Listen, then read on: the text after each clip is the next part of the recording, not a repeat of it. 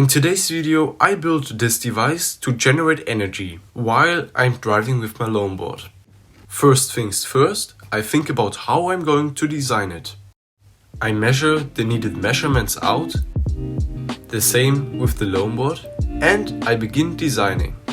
At the beginning, I design the propellers, then the piece that holds the three propellers together, and finally the holder that attaches everything to the longboard.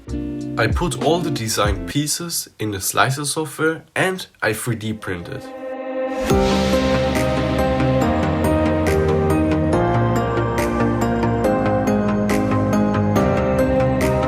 Now I have to glue the propellers to the holder of the three propellers.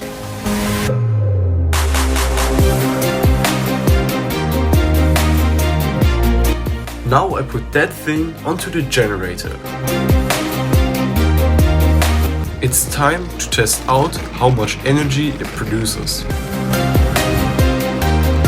The generator produces round about 34 mA and 500 mV, which is not much if you ask me. But let me know if I should make a part 2 of this video, in which I could use a more efficient generator.